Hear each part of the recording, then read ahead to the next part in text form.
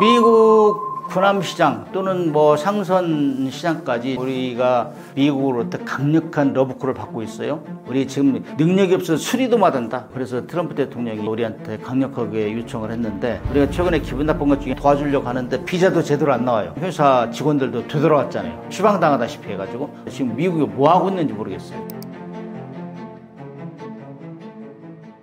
안녕하세요, 문근식 교수입니다. 떠먹여주는 TV 시청자 여러분 반갑습니다. 제가 이제 이 여러 군데 유튜브 TV를 출연하지만은 이 제목이 가장 마음에 들어요. 떠먹여주는 TV 하면은 정말 쉽게 설명해야 되는데 거기에 대한 부담은 있어요. 그러나 제가 또 아는 바 또 지식을 공유하도록 하겠습니다. 반갑습니다. 이번에 한국 해군의 새로운 이지스 구축함 다산 정약 용암이 공개됐는데요. 어떤 점에서 특별하다고 보시나요? 이번 다산 정약용암은 8,200톤짜리 이지스 구축함이에요. 8,200톤짜리 세 척 중에 두 번째. 그 전에 거는 7,600톤짜리 세 척은 이미 세종대왕함, 율곡2함, 쇠유성룡에 나와 있고, 그 다음에 8,200톤짜리는 1번함이 정주대왕함, 2번함이 다산 정약용암 이렇게 돼 있죠. 그 다음에 3번함은 이제 대기 중이고. 근데 이게 이제 특별한 이유가 통상 무기 체계를 만들 때는 각 군에서, 해군이면 해군, 육군이면 육군, 공군이면 공군에서 소요 제기를 해요. 이러이러한 무기가 필요합니다. 사주세요 하면은 다 심의를 거쳐서 합참까지 보고해서 다 전략 교육 끝나고, 그 다음에 이제 강관 최종적으로 땅땅땅 두드려가지고 사주는데, 그게 이제 일반적인 절차인데, 이거는 국회에서 먼저, 야, 이지스 구축함 세 척을 사서 운용하다 보니까 굉장히 좋아. 지금 그 정도는 있어야 일본이 독도 가지고 자꾸 건들지 않고, 중국이 서해 함부로 놔두지 않고, 이여도에서 계속 자기 땅이라고 안 하고, 이런 거를 견제할 수 있는 무기야. 이렇게 이제 인식이 돼 있었어요. 그래서 세종대왕함급 세 척, 이거 가지 되겠느냐. 그래서 국회에서 그러면 용역과제를 준 거예요. 국회에서 더 만들어보라 해가지고 용역과제를 줘가지고, 용역과제에서 이거 더 있어야 되겠습니다 해가지고 국교에서 예산을 신규로 편성해 준 거예요. 국방위에서. 그런데 그 당시에 국방위 종사했던 분이 이번에 이 국방부 장관인 안규백 장관이에요. 그때는 국방위원장으로서 그 활약을 했고, 2018년경에 이분이 이제 한산도함이라고 그 훈련함이 있어요. 훈련함. 그 HD 현대에서 건조한 훈련함이 있는데, 그 훈련함도 어지간한 국가는 못 가져요. 비싸고 시설도 다양하게 구축하고 그래야 되는데,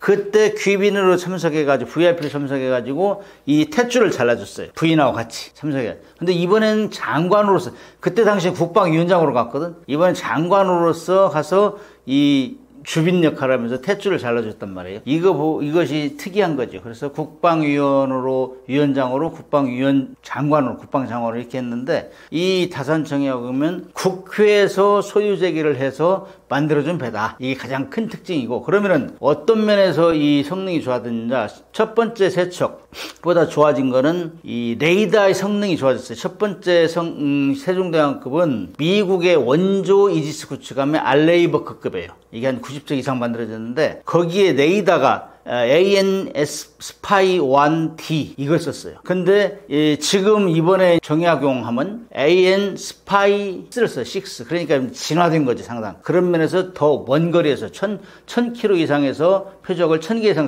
동시에 잡아낼 수 있고, 20개 표적에서 동시에 공격할 수 있는 능력이 향상됐는데, 원래 전투체계라는 거는 레이더로 잡아내고 그거를 식별하고 추적하고 공격하고, 이걸 하는 걸 전투체계 그래요. 그래서 첫 번째 세척은 SM-2까지 있었어요. 스탠다드 미사일 2까지 있었어요. 그거는 170km까지 자동적으로 항공기나 미사일 방어하는 거거든요. 그 다음에 10km는 램 미슬, 그 다음에 5km는 골키퍼로 했는데, 이거는 이제 어떤 모델이냐면 전투체계 모델이 틀려요. 첫 번째 배 세척은 베이스라인 7.R이라는 걸 썼어요. 근데 이번에는 베이스라인 9C2라는 모델을 썼기 때문에 더 향상돼요, 기능이. 그래서 여기에는 SM6도 쏠 수 있고 SM3도 쏠 수 있어요. SM6는 기존의 SM2는 170km까지 이제 방어하는데 이건 SM6는 240에 460km가 더 늘어나요. 그래서 고도도 32km에서 33km 늘어난다고, 고도도. 그 다음에 이제 2009년도에 세종대왕암이 한미일 구축함끼리 이제 북한의 대포동 미사일 쏠 때 경쟁을 했어요. 그래서 제일 먼저 잡았다고, 세종대왕암이. 미국하고 일본보다 먼저 잡았는데 그때 우리가 비웃음 당했는데 너희들 잡아내면 뭐해? 쏠 미사일이 없는데. 대포동 미사일은 ICBM이잖아. ICBM급이잖아요. ICBM 미사일을 쏘려면은 막아내려면 SM3를 실어야 돼. 근데 왜 SM3 미사일은 우리 없었어요. 그 다음에 쏘려고 해도 쏠 수가 없었어요. 이 베이스라인 그 전투체계 모델이 아니니까, 그 기능이 없으니까. 그런데 이번에 이제 베이스라인 9C2를 쓰면서 만약 SM3 미사일을 들어오면은 SM3까지 쏠 수 있다. 그러니까 대공 방어 능력이 훨씬 강화된 거죠. SM6도 쏠 수 있고 SM3도 쏠 수 있고. 그러니까 그 당시에 비웃음을 당했던 이런 것들이 일거에 이제 제거될 가능성이 있는데, 이거는 또 우리가 국산 렐셈도 개발하고 있잖아요, 우리 것도. 그럼 그것을 쏠 수 있도록 이렇게 지금 다 연동을 하는 노력이 진행됐고, 그런데 문제는 SM6나 SM3는 엄청 비싸요. 미사일 한 발에. SM6는 한 50억. 그 다음에 SM3 같은 경우는 150억에서 200억 정도 돼요. 미사일 한 발에. 미친 짓 아니에요? 엄청 비싼 거죠. 그러나 우리가 점진적으로 들여오기로 미국과 이미 약속을 했어요. 그래가지고 점진적으로 들여올 가능성이 있다. 그러면은 기존 세종대왕암보다 훨씬 방어 능력이 강해진다. 이게 가장 큰 거고. 그 다음에 그 미사일을 어떻게 쏘느냐. 여기에는 세종대왕급에는 KVLS-1 이게 들어갔어요. 그래서 이제 주로 미국 거 이제 SM2까지 쏠 수 있었는데, 여기에는 KVLS, 그 다음에 한국형 수직 발사대가 2가 들어가요. 2. KVLS-2. 이거는 KVLS-1보다 이 직경이 있잖아요. 미사일 발사 직경이 커져요. 그래서 우리가 지금 막 현무 4 개발하고 뭐 5 개발하고 이런 거 있잖아요. 이거를 업그레이드 시켜가지고 최적화 시켜가지고 극초음속 미사일까지 막아낼 수 있는, 해군 2 같은 걸 쏠 수 있고 막아낼 수 있는 요격 미사일도 탑재하고. 그래서 수직 발사대도 훨씬 강해졌다. 숫자는 작아졌는데 세종대왕권 128세를 적재하는데 여기는 88세를 적재해요. 근데 이제 미국 거 마크 41 플러스 한국형 이제 KVLS-1, 2가 들어가는데, 이렇게 숫자는 적어지는데 KVLS-2 같은 경우는 24발 들어가는데 엄청나게 직경이 커져가지고 미사일을 크기를 키워도 요거를 또 파괴력이 강해질 수 있다. 이런 면에서 많이 달라지죠. 그 다음에 이제 우리가 계속 함정을 만들려면 배치 1에서 잘못된 거를 배치 2에서 다 개선해요. 보완한다고. 그래서 배치 1보다 배치 2 성능이 나아지는데, 여기 함정이 살아나려면은 스텔스 기능이 좋아야 되잖아요. 스텔스 기능이라는 거는 거기 도료를 칠해서 전파를 흡수하는 것도 중요하지만은 레이더 파고 와서 빗나가게 하는 거예요. 사살난두게. 그래서 막 이 설계 각도를 직각으로 반사되지 않게 이런 것들 설계하면은 이게 스텔스 기능이 좋아진다. 이렇게 되면 결국에는 이 배는 과연 우리가 이제 일본이나 중국이나 워낙 해군력이 강하잖아요. 우리가 일본의 3분의 2 수준, 중국의 5분의 2 수준이거든. 근데 그걸 항공모함 다 가지고 있잖아요, 양쪽 나라가. 근데 우리는 항공모함이 아직 없잖아요. 그럼에도 불구하고 항공모함에는 안 가지고 있지만은 항공모함을 가지고 우리가 도발한다든지 독도나 이어도 서해 하면은 우리가 가서 그래도 견제할 수 있는 능력. 북한의 ICBM 방어는 물론 일본과 중국을 함부로 건들지 못하게 할 수 있는 이런 능력이 방어 능력이 커졌다. 이렇게 얘기할 수 있죠. 이런 요소들을 종합했을 때 다산정약 용암은 한국 해군 전력에서 어떤 의미를 가진다고 보시나요? 한국 해군 전력은 일단은 대북 억제 역할을 한 게 최우선이에요. 그 다음에 그 중에서도 북한이 제일 지금 신경을 쓰는 것이 해군력을 키우고 있잖아요. 육군 같은 경우는 ICBM까지 다 개발하고, 그 다음에 항공기도 지금 공대공 미사일, 공대지 미사일까지 지금 자기들이 개선하겠다는 의도를 표시하고 있는데, 아무튼 북한이 우리를 위협하는 것 중에 핵잠수를 만들어가지고 거기다 SLBM을 집어넣어서 미국뿐만 아니라 우리를 공격하겠다. 이렇게 지금 떠들고 있잖아요. 이런 데서 우리가 제일 중요한 게 이제 미사일 방어 능력이니까, 이 미사일 방어 능력 면에서 SM6, SM3까지 장착을 하면 훨씬 강해지죠. 북한을 억제하는데. 그 다음에 이제 일본 같은 경우는 우리보다 이제 이지스 항공기 8척이 있어요. 우리는 두 번째 배치까지 하면은 이제 6척 되고, 중국은 0550 이런 것들은 막 10,000톤 이상 되죠. 이런 것들은 막 벽돌 찍어내듯이 피하는데, 이런 것들 보면 우리가 상당히 불리하죠. 그러나 이제 우리가 이제 다산 정약용함 5척 됐고, 좀 내년에는 또 한 척이 더 진수할 거예요. 그러니까 한 6척 정도 되면은 이제 동서남면을 이제 균등하게 우리가 억제할 수 있죠. 이런 면에서 상당히 북한뿐만이 아니라 대주변국을 억제하는 중요한 역할을 할 수 있다. 그 다음에 이제 우리가 림팩 훈련이나 이런 호주에 가서 또 무방국들께 훈련할 때 보면은 이제 군함은 그 나라의 국력 수준을 나타낸다. 그래서 이 정도 가서 기동하고 하면은 미국과 일본, 뭐 우리 이지스 구축하면 우리가 세계 세 번째 만들었거든. 미국이 첫째, 그다음에 일본, 그다음 우리가 세 번째, 그다음에 노르웨이, 스페인, 그다음에 이 호주가 이제 후발주자들인데, 뭐 이 정도 되면은 뭐 우리가 이지스 구축함정은 한 3위 정도 되고, 이런 걸 보면은 중국이나 일본이 우리 함부로 건들 수 없다. 이런 면에서는 군사 외교 플랫폼으로서 적절하다 이렇게 보고 있어요. 앞으로 K방산과 한국 해군력이 발전하는 과정에서 다산정약 용암은 어떤 역할을 하게 될 것으로 보시나요? 지금까지 이제 해군에서는 세종대왕함이나 율곡 2함, 그다음에 세유성룡함이 주로 훈련하면 기함 역할을 했죠. 이지스가 가장 전투력이 뛰어나니까. 그러나 그걸 양보하면서 이제 이 이지스 구축함 배치 2 이런 배들이 이제 어디 가면 기함 역할을 하고, 그다음에 여기서 나온 모든 기술을 다시 이제 종합해서 무엇이 부족한가, 무엇이 한국적으로 진화될 수 있는 기술인가, 이런 걸 다 망라할 수 있어요. 왜냐면은 우리가 세종대왕을 들어오면서 미국의 이제 알레비오 그 기술을 다 이제 벤치마킹 했잖아요. 그러면 우리 세종대왕 그걸 벤치마킹해서 또 개발한 게 다산 정약함이고, 그러나 이 이지스 전투체계는 미국에서 가져온 게 너무 비싸요. 그래서 이 기술을 레퍼런스를 해가지고 지금 만들어내려고 하는 게 KDDX예요. 한국형 이지스 구축함. 근데 이런 거 되면은 뭐 우리가 그 기술을 다 집약해 가서 또 다른 호위함 같은 거 만들려고 하면 이게 이제 나중에는 수출로 견인될 수 있죠. 방산 수출. 그 다음에 외교적으로도 이 정도 만들려면은 림팩훈련 같은 데 가면은, 야, 이 정도면은 정말 대단하네. 림팩훈련 가면 상호 교환 방문을 해요. 이웃 함정끼리. 그래서 각국에 교환 방문하는데 가면은, 아, 이야, 진짜 대한민국 함정 기술이 대단하네. 그렇게 하면은 자동적으로 세일즈도 될 수 있고, 이런 면에서는 다산 정약용함이 앞으로 할 일이 많다. 그렇게 보고 있어요. 광개토대왕급에서 이순신급, 정조대왕급을 거쳐 다산정약 용암까지 이어진 한국해군 이지스 구축함의 발전 과정을 간단히 짚어주세요. 이 이지스 구축함을 한 척 만들어내는 건 굉장히 어려운 과정이에요. 미국도 뭐 옛날에 기어링 그 플래처급 뭐 2차 대전 때 쓰던 배, 월남전 쓰던 배, 이런 것들 다 이제 업그레이드 시켜 만드는 게 이지스 구축함이거든. 이게 전투를 제일 잘하는데 상당히 오랜 시간이 걸렸어요. 우리도 마찬가지. 제가 사관학교 졸업할 때가 1981년도인데 그때만 해도 울산급 호위함을 가지고 1800짜리 이것만 해도 엄청난 기술의 노하우가 다 녹여 들어갔다 이렇게 얘기하고 자랑스럽게 타고 다녔는데, 그 이후에 그건 호위함급이고, 그 이후에 한 16년에서 20년 사이에 지난 후에 지금 나온 것이 한국형 구축함. 그래서 광개토 대왕급이 만들어진 거예요. 여기에는 이제 한국 최초의 본격적인 현대 구축함이다. 배수톤수 3,900톤. 그래서 광개토함부터 시작해가지고 최근함 정조대왕급, 그 다음에 다산 정약 똑같죠. 여기까지 계속 톤수가 늘어나고, 첫째. 그 다음에 선체 톤수가 늘어나고, 그 다음에 전투체계가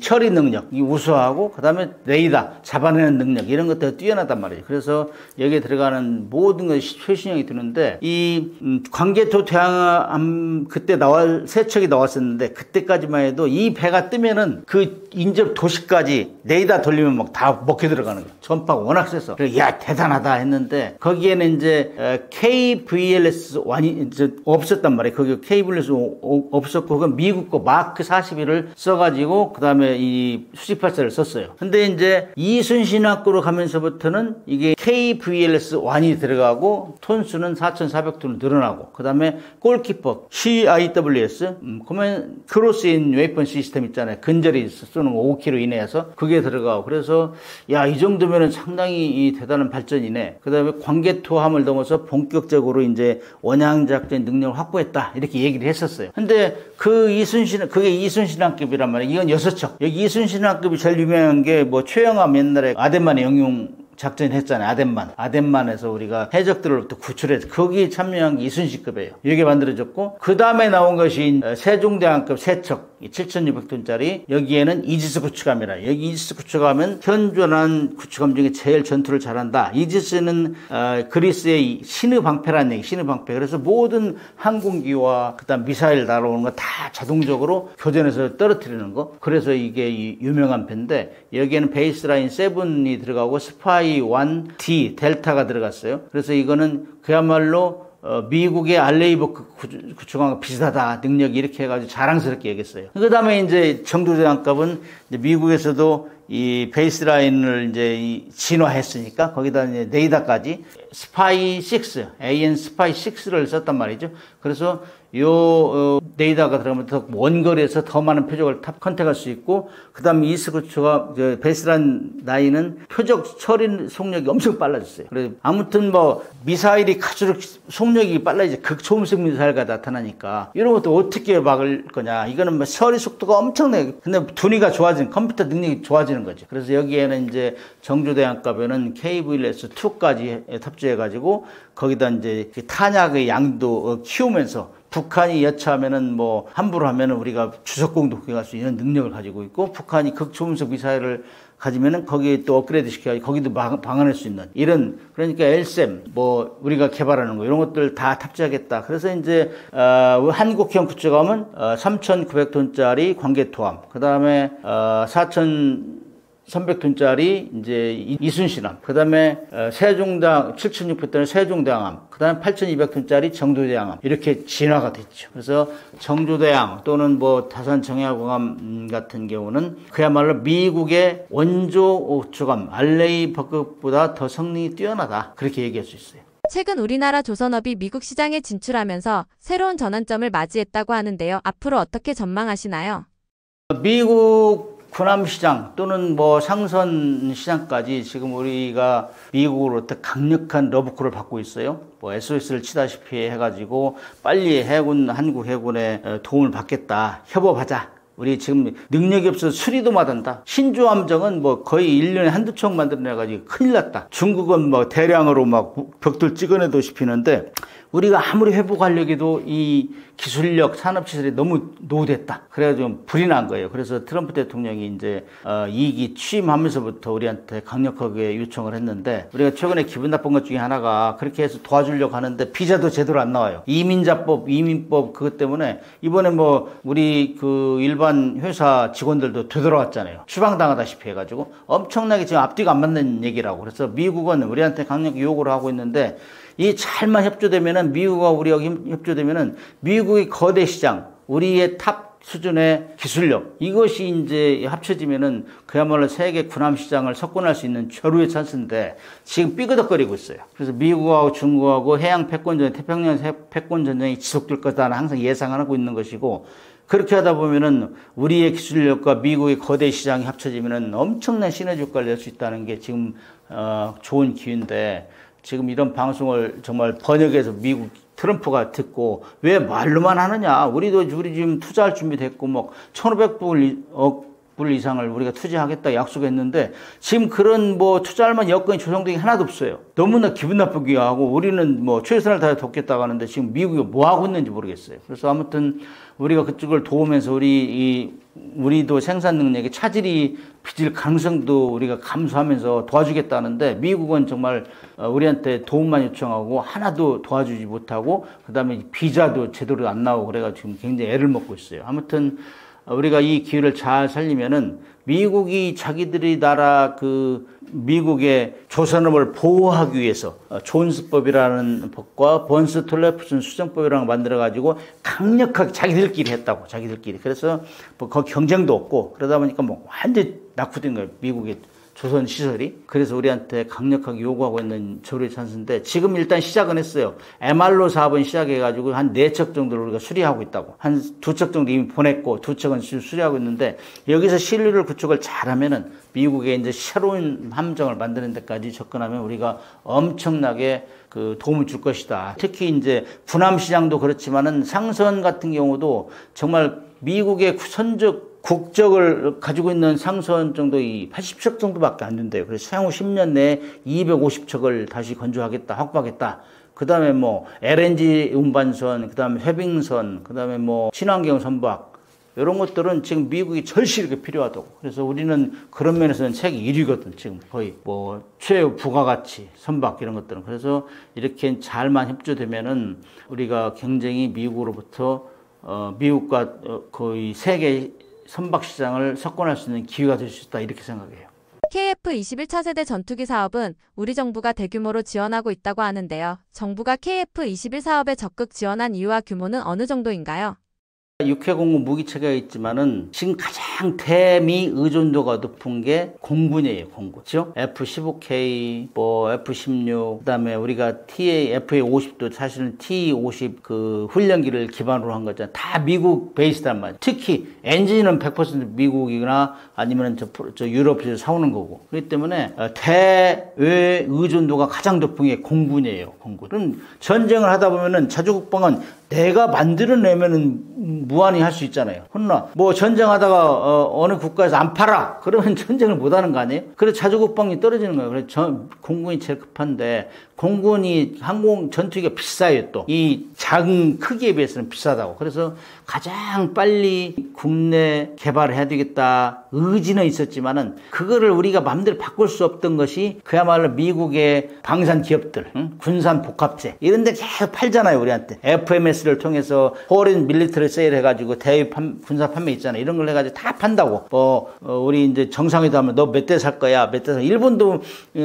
트럼프 일기 때 그 카감 그 항공모함 방문해가지고 마베 손 한 번 잡아주고 105대를 더 파는 거예요. 응? 그것이 다 이런 것들이라고. 그래서 우리가 국산화 기술 자립을 제일 하기 힘들었던 게 이거예요. 그러나 최근에 이제 우리가 FA-50을 성공시켰잖아요. 폴란드에 팔고 말레이시아, 필리핀에 팔으니까 이것이 엄청나게 이제 시너지 효과가 생긴 거예요. 야, 우리도 가능성이 있구나. 그래서 이제 우리가 KF-21을 추진했는데 정말로 우리가 체계적으로 했어요. 그리고 뭐 단계별로 방향을 정해가지고 그러다 보니까 이게 소문이 나고 특히 이제 원래 이제 국제 공동 개발이라는 시스템을 통해서 하면은 판매가 잘 되잖아. 일단 우리도 팔고 인도네시아도 팔고 그래. 인도네시아가 그렇게 국제 공동 개발을 시작했다는 거는 굉장히 아이디어가 좋은 거예요. 그런데 인도네시아가 노이즈 마케팅 효과를 우리한테 준 거예요. 뭐 20% 참여한다고 했다가 20%면 1조 6천억 정도를 해야 되는데 이 6천억만 낸다고 하잖아요. 그러니까 이 신뢰가 떨어지는 거예요. 그렇게 하면서 모든 나라 시끄러웠는데 다행스럽게 우리가 이 시제품을 만들어가지고 운영하면서 사고 한 번 안 나고 그 다 양산도 안 됐는데 외국 뭐 국방차관이나 공군총장 이런 사람 막 타잖아요. 이거 있을 수 없는 일이거든. 이거 완성된 것도 아닌데 이렇게 하면서 계속 선전을 하니까 정부도 야 이거 정말 이제 우리가 공군력도 자립할 수 있겠네. 이제 F4, F5 이런 것들 다 전력 공부에 메꿀 수 있겠네. 여기에 이제 뭐 정부도 엄청나게 이건 가능성이 있어. 외국에 이제 선전도 잘 돼 있어. 그 다음에 훈련 그 시험 비행도 아주 잘 되고 있어. FA-50을 팔다 보니까 그것이 또 선전 효과가 있어. 이것이 딱 어우러진 거예요. 그래서 정부에서 이거는 정말 전략적으로 투자해야 되겠구나. 그래서 거의 9조를 투자했죠. 그리고 거기다가 이제 인도네시아가 나와서 노이즈 마케팅까지 해버리고 그러다 보니까는 이거는 정말 KF-21만 잘 개발하고 단계별로 성공만 시키면은 이건 엄청나게 자주국방 플러스 대외 세일즈를 할 수 있겠구나. 이것이 이제 공감대가 형성된 거죠. 그래서 지금 적극적으로 정부에 지원하고 있고 외국에 이제 계속 팔고 그 다음에 이제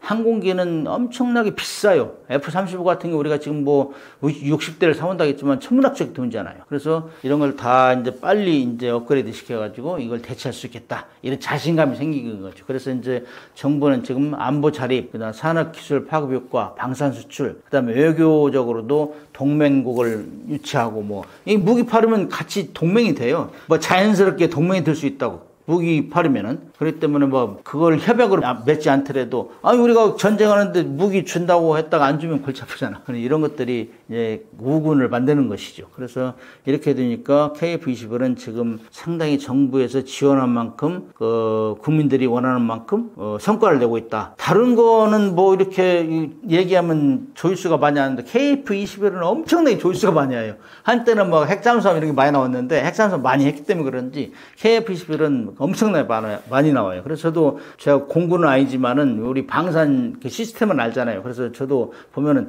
이건 좀 공부해야 되겠다는 생각이 들어요. KF-21은 단계별로 진화한다고 들었는데요. 블록 1, 2, 3 개발은 어떻게 진행되고 있나요? FA-50 공격기 개발할 때도 뭐 블록 1, 2, 3 개념은 별로 적용이 안 됐었는데 이 블록 1, 2, 3는 미국이 이제 시초해가지고 그 미국 같은 경우는 블록 한 수십 대씩이잖아. 뭐 항공기도 그렇고 함정도 그렇고. 근데 우리가 이번에 이제 이렇게 1, 2, 3를 나눠가지고 단계적으로 이렇게 한 거는 아주 잘한 거라고 봐요. 그래서 단기에는 공대공 중심, 공중전. 옛날에는 뭐 기총으로 쏘고 그랬는데 요즘 뭐 미사일로 다 하기 때문에 최근에 들어서는 뭐 그 북한도 미그 29에서 뭐 공대공 무기를 발사했다 이런 얘기가 나왔었어요. 아무튼 4.5세대에 진입할 수 있는 블록 1에서는 4.5세대를 지향해서 지금 개발하고 있고 블록 2에 들어가서는 공대지, 공대함, 그 다음에 EW 기능, 어리워닝 기능까지 하겠다. 이게 이제 그래서 F-16하고 F-15를 대체하겠다는 게 블록 2인 것 같고 블록 3는 지금 뭐 원래 스텔스기는 내부 장창을 다 집어넣잖아요. 안 잡히게, 레이더 안 잡히게. 그래서 내부 장창까지 해서 스텔스 기능을 이제 늘린다 하고, 그 다음에 이제 AI 기능. 요즘 AI 기능이 안 들어가면은 항공기 취급도 안 해요. 함정 취급도 안 해요. 그러나 AI 기능이 들어가면서 이제 그야말로 5세대 전투기 이렇게 하겠다 하는데 사실 블록 3에서는 그 정도 시기 되면은 유무인 전투기를 지휘할 수 있는 능력을 이제 확보해야 돼요. AI가 할 수 있어요. 그런 것들을. 사람이 탄 비행기와 무인기를 같이 지휘할 수 있는 능력 이런 것까지 겨냥해서 지금 단계적으로 개발하고 있다. 이건 참 잘하고 있는 하나의 계획성 있는 추진 방법이다 이렇게 봐요.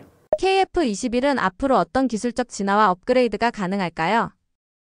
조금 전에 언급했지만은 AI 기술은 모든 그 무기 체계의 가장 핵심적인 그 기술로 이제 평가되고 있고, 그 다음에 그런 것들이 데이터 링크화 되어 있어가지고 육해공 무기 체계가 다 정보를 교환하고 실전으로 쓸 수 있게 하고, 그 다음에 그것들이 단기적으로 할 수 있는 것이고, 중기적으로는 내부 무장창을 설계하고, 그 다음에 뭐 적위선 탐지 장비 이런 것도 성능을 높여야 되고, 그 다음에 이제 장기적으로는 이제 뭐 AI 해가지고 유무인 복합 체계가 연동할 수 있는 이런 기술 이런 것들이 우리가 가야 될 방향이 아닌가. 그 다음에 이제 우리가 지금 KF-21도 어떻게 보면 4.5세대라 얘기하지만 개발하는 사람들 얘기 들으면 뭐 거의 5세대다 이렇게 5세대라는 건 스텔스 기능이 많이 좋았다는 건데 거기다가 이제 AI 기능이 이제 들어가면은 정말로 우리가 상상 이상으로 전투 능력을 발휘할 수 있죠. 우리는 그 빨리 할 수 있고 결심을 그런 면에서는 지금 잘 가고 있다고 봐요. 많은 분들이 KF-21을 F-35나 라팔 같은 전투기와 비교하시는데 KF-21만의 차별화된 특징은 무엇이라고 보시나요? KF-21이 F-35나 라팔을 따라가기는 힘들죠, 아직까지는. 왜냐면은 시장 확보에서는 엄청난 차이가 있는데, 우리가 이제 잘 해야 되는 것 중에 하나가 커스터마이징. 만든 것도 중요하지만 각국에 따라 다 전공 환경이 틀리다고. 그래서 일단 중동이나 폴란드 이런 데는 가격이 싸야 돼. 가격이 싼 무기를 만들고, 우리가 컴퓨터도 뭐 기능이 많다고 다 쓰는 거 아니잖아요. 그래서 그 환경에 맞게 이렇게 커스터마이징 해줘야 된다는 것이 가장 중요한 거고 싸게 만들어야 되고 이런 면에서는 우리가 좋은 면이고 장점이라고 볼 수 있죠. 그 다음에 이제 FA-50 공격기를 파는 나라는 이미 우리 고객이 돼 있어요. 그 고객을 중심으로 해서 새끼척에 나가는 이런 방법을 마케팅 전략을 짜야 돼요. 그래서 이제 F-35는 사실 우리보다 엄청 비싸잖아요. F-21보다. 그다음에 나팔도 우리보다 비싸고. 그래서 저가에 그다음에 확실한 능력을 가진 거, 너무 고사양을 사용해가 쓰지도 않는 거가 가격만 올리면 안 된다 이거죠. 그래서 그 나라의 실정을 보고 거기에 맞게 커스터마이징 전략을 짜면은 우리 승산이 있다. 특히 FA-50 공격기를 파는 나라들은 그 나라를 중심으로 확장될 수 있도록, 시장이 확장될 수 있도록 그런 전략을 써야 된다. 그렇게 봐요. KF-21은 해외에서도 관심을 받고 있는데요. 현재 세계 시장에서의 성과와 주요 관심 국가는 어디라고 보시나요? 인도네시아는 아무튼 우리하고 공동 개발을 한다고 해가지고 국제 공동 개발을 한다고 해가지고 많은 국가의 관심을 얻었는데 거기까지는 좋았어요. 그 다음에 이제 또 분담금을 적게 내고 안 내려고 하는 데서 노이즈 마케팅까지는 잘했다고. 그러나 그럼에도 불구하고 우리가 껴안고 가야 돼요. 초기 약속한 거는. 그렇게 하면서 또 하나의 그 공군 무기뿐만 아니라 육군 해군 무기체도 팔을 수 있으니까 이런 차원에서는 일단 우리의 고객으로 계속 묶어놔야 되고, 그 다음에 다른 관심 국가들 필리핀 같은 경우는 이미 그 내전에서 진압하면서 활용을 했어요. FA-50을. 그러면 FA-50을 가진 나라는 KF-21을 살려고 할 것이다. 그러면 그런 면에서는 필리핀, 말레이시아, 태국, 그 다음에 뭐 중동에서는 사우디아라비아, 그 다음에 이집트, 남미에서는 콜롬비아, 아르헨티나. 그래서 우리는 시장을 확보하기 위해서 계속 돌아다녀야 돼요. 그리고 방산 전시를 통해서 와서 태워주고, 그 다음에 그 공군 무기와 해군 무기, 육군 무기를 토탈 연결해가지고 이렇게 하면은 KF-21이 지금 많이 각광을 받고 있으니까 그거를 빌미로 해가지고 해군이나 육군 무기체로 팔 수 있는 이런 전략을 쓰면 좋을 것이다. 그 다음에 이제 폴란드 같은 경우는 실전으로 뭐 사용할 가능성이 많잖아요. 그런 데를 많이 확보해야 된다. 그렇게 봐요. 그래서 이제 KF-21이 일단 뭐 성능은 4.5세대 이상인데 가격이 싸다는 거. 그 다음에 F-35는 사실 미국이 너무나 비싸고 또 어지간한 나라는 팔지 않아요. 미국은 경제력이 약한데, 그 다음에 정비 능력이 없는 데는 안 판다고. 그래서 우리가 그런 거를 이제 반면교사 삼아가지고 우리가 틈새 시장을 들어가야 된다. F-35가 갈 수 없는데 라팔이 갈 수 없는 이런 걸 틈새 시장을 전략 공격해야 되고, 그 다음에 한국산 무기 K9 자주포, FA-50 뭐 이런 것들을 이미 수출했기 때문에 거기에서 묻어나오는 그걸로 인하여 우리 한국과의 유대관계가 강화되는 이런 걸 적극적으로 활용한다면은 우리가 굉장히 승산이 있다. 그래서 이제 6회 공군 무기체를 패키지로 묶어가지고, 그다음에 이제 어떻게 보면 토탈 솔루션 패키지로 묶고 각 무기 체계마다 생산부터 시작해가지고 MR로까지 다 책임지는 이런 시스템을 하는 모델을 여러 가지 만들어야 돼요. 육군 무기 체계, 해군 무기 체계, 공군 무기 체계 각 모델을 만들어가지고 그걸 하나 잘 한 날에 성공시키면 그것이 인접 효과로 간다고. 우리가 폴란드 잘하니까 루마니아도 오고 막 여기저기 많이 나타나죠. 그래서 이런 것들을 잘 활용하면은 KF-21은 결국에는 우리 이제 전력 공백, 우리 이제 F-16, F-15 이제 퇴치하면서 공백을 메꿀 수 있는 것이고, 방산 수출을 하면서 우리가 이제 지역하고도 공동적으로 우리가 협력할 수 있는 그런 매개체로 활용할 수 있죠. 그래서 자주국방도 하고 또 방산 수출을 통해서 국민 경제 활성화도 통하고, 그다음에 인접국가 유대관계 강화하면서 외교력도 강화한다. 이거 두 마리 토끼가 세 마리 토끼를 잡을 수 있는 하나의 매개체가 될 수 있죠. 그래서 KF-21이 그래서 정부에서 계속 지금 국가적으로 지원해주고 그 성공을 엄청난 국민들이 응원해주고 박수 쳐주는 거라 이렇게 생각해요. 한국은 지금 유사 이래로 육해공 무기체계가 고루 팔리는 전환기에 있어요. 그것이 이제 폴란드 무기 많이 사줬죠. 러시아 우크라이나 전쟁 때문에 그것이 위협이 이제 엄청나게 느끼면서 폴란드가 사고 우리의 무기 파는 홍보대사를 역할을 했는데, 지금 우리가 지금 그 붐이 일어나자마자 유럽, 나토가 완전히 뭉쳐가지고 한국 무기를 배제하려는 경향이 있어요. 특히 잠수함 같은 경우도 우리가 지금 팔면은 엄청난 시장을 확보할 수 있는데 그것이 굉장히 위기에 있다. 그래서 우리 민간군 산하견이 똘똘 뭉쳐가지고 그걸 타파할 수 있는 지혜를 발휘한다고 생각해요. 그 다음에 인류 역사상 전쟁은 끊임없이 있었단 말이죠. 그래서 무기라는 건 전쟁이 일어나지 않게 하는 게 일본이지만은 일어나면 이겨야 되잖아요. 그래서 그런 면에서는 우리가 육해 공군 무기 체계를 지금 다 대표 선수가 있잖아요. K9 자주포, K2 전차, 함정, 해군에는 뭐 잠수함, 호위함, 그다음에 공군에는 KF-21, FA-50 이런 것들이 정말 국가의 주력 무기이면서 수출을 해가지고 국민 경제를 활성화시키는 이런 가장 좋은 도구로 활용될 때 국민들은 박수치고 응원할 것이다. 저는 그렇게 생각합니다.